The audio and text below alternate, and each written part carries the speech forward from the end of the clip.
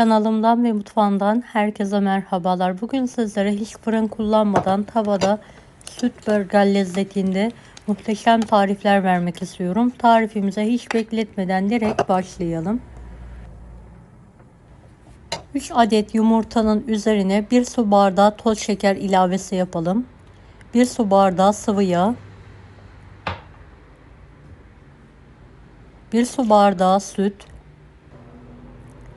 toplamda 3 su bardağı un kullandım.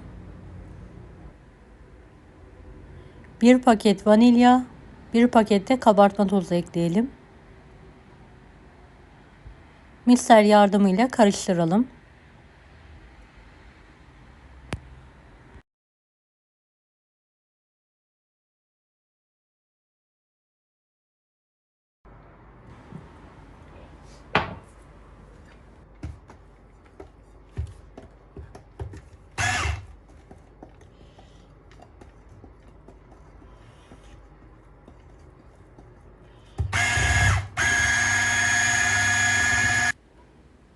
Evet, toplamda 1 su bardağı su kullandım. İlk aşamada yarım su bardağı ekledim. Daha sonra yarım su bardağı daha ekledim. Hepsini, tüm malzemeyi karıştıralım.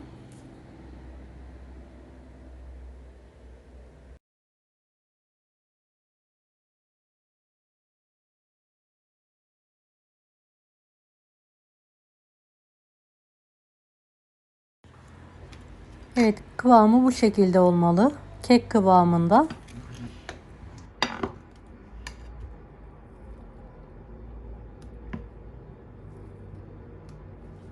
Önceden ısıttığımız krep tavasına 2 kepçe hamurdan dökelim ve tavaya eşit bir şekilde yayalım.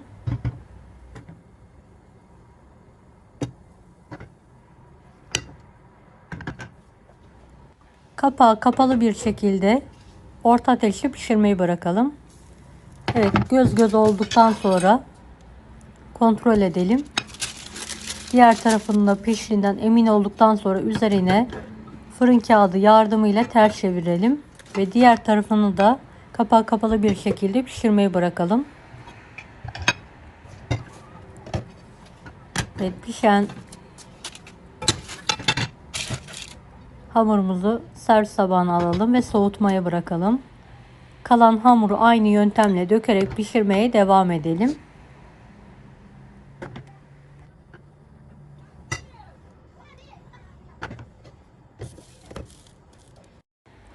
Arası için bir poşet krem şanti, 1 su bardağı soğuk süt, 2 yemek kaşığı pudra şekeri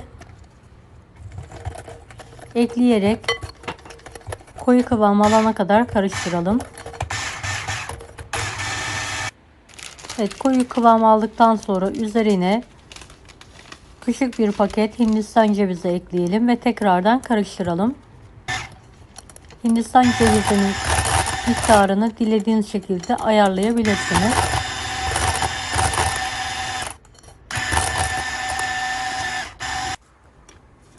Evet, iç kremamız artık hazır. Üzeri içinde bitter ve sütlü çikolatayı küçük parçalar halinde doğruyorum.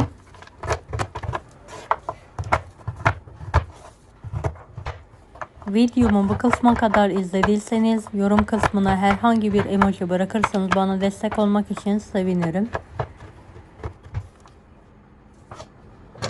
Eritebilmek için geniş bir kabın içine alıyorum çikolataları. Kaynayan suyun üzerine alarak benmari usulü eritmeye bırakıyorum. Eritirken sürekli karıştıralım. Dengeli bir şekilde çikolatamızı eritelim. Evet, pişen diğer kekimizi de servis tabağına alarak soğutmayı bırakıyorum. Pişirdiğimiz kekleri kare olacak şekilde bir cetvel yardımıyla keselim.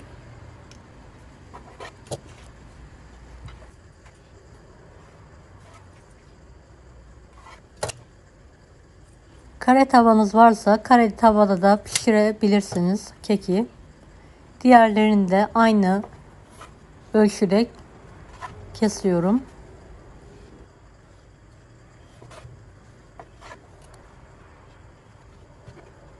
Kenarlardan çıkan keklerle de farklı bir tarif vereceğim.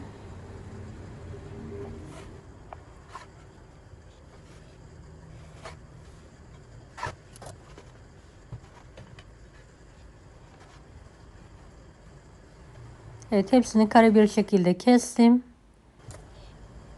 Eşit bir şekilde uzun dikdörtgenler halinde tüm hamuru parçalar halinde keselim. Bir mutfak cetveliniz varsa kullanabilirsiniz veya göz kararı da kesebilirsiniz.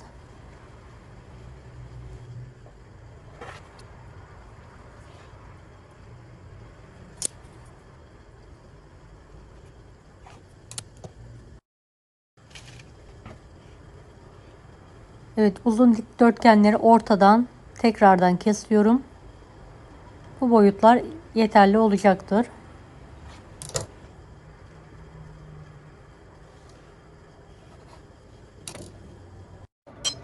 Evet, hazırladığım kremadan üzerlerine sürüyorum. Her iki tarafa da sürüyorum.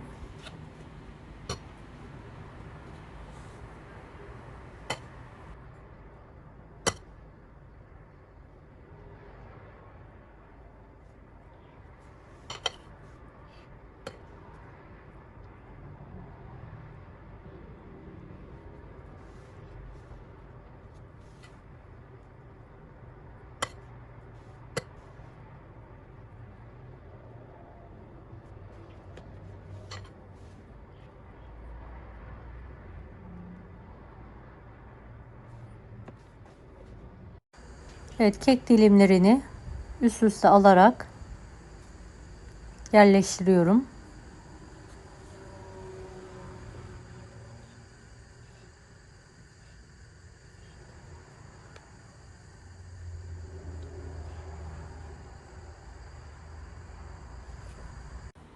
Erittiğim çikolatalara batırarak her tarafının çikolataya buluyorum.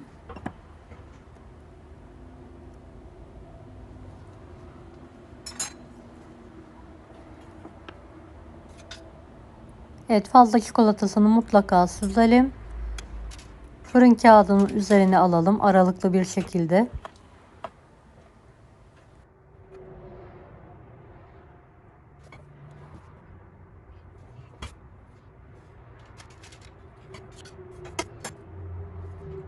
Kek dilimlerinin hepsini çikolataya bulamaya devam ediyorum.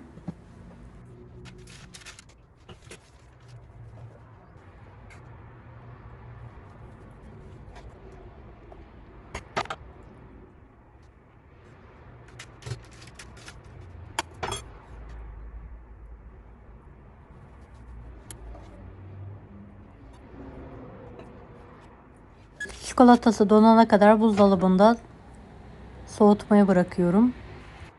Kenarlardan çıkan küçük parçaları da mutfak robotunda un haline getirelim.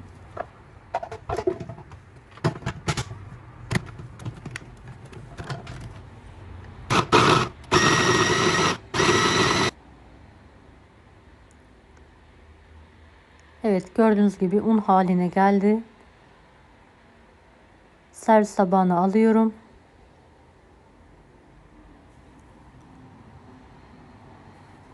Artan krem şantinin içine alarak karıştırıyorum. Keki biraz az olduğu için elimde böyle kakaolu bir kek harcım daha vardı. Onları da çekerek ilave ettim. Sizler bisküvi de kullanabilirsiniz. Evet, elimle tüm malzemeyi hamur yoğurur gibi yoğuruyorum.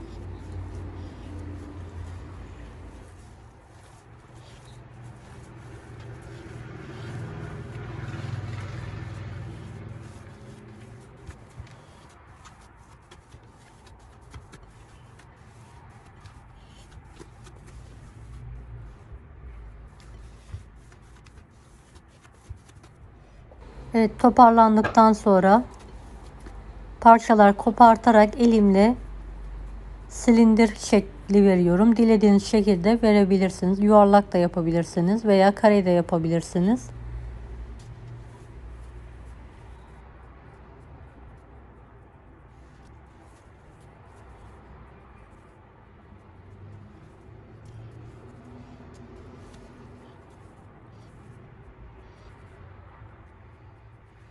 Hem artan krema hem de artan parçalar değerlenmiş oluyor. Bir tariften iki farklı pasta çıkarmış oluyoruz bu sayede.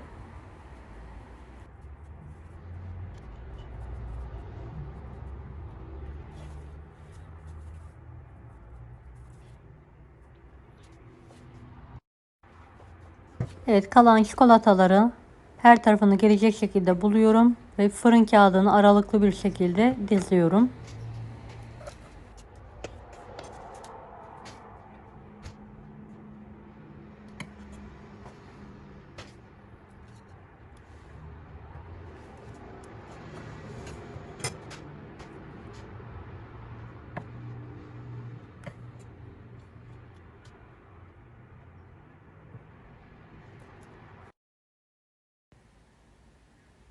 Evet, buzdolabında 10-15 dakika üzerindeki çikolata donana kadar bekletiyorum. En son.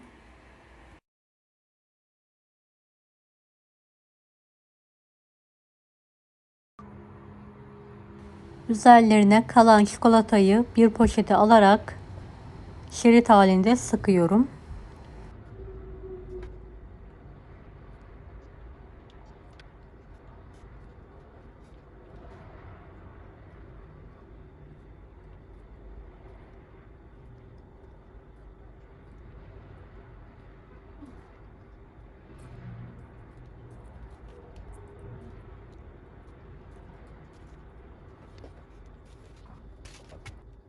Evet, beyaz çikolata erittim. Tekrardan üzerlerine sıkıyorum ve tekrardan buzdolabına koyarak üzerindeki çikolataların donmasını bekliyorum. Evet, kalan son hamurumu da pişiriyorum bu aşamada. Bunu da sade olarak tüketebilirsiniz. Gördüğünüz gibi bayağı bereketli bir tarif. Evet, bir tanesinin tadına bakmak istiyorum. Gerçekten çok lezzetli. Hem pratik.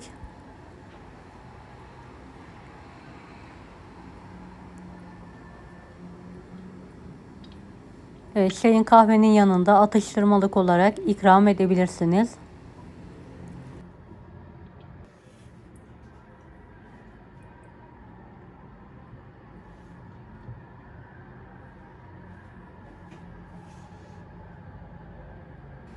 Deneyecek olanlara şimdiden kolaylıklar dilerim. Kanalıma ücretsiz abone olmayı unutmayın.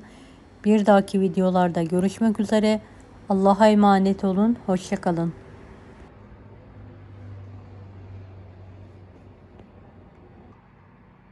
Daha farklı tarifler için bunları da izlemeyi unutmayınız.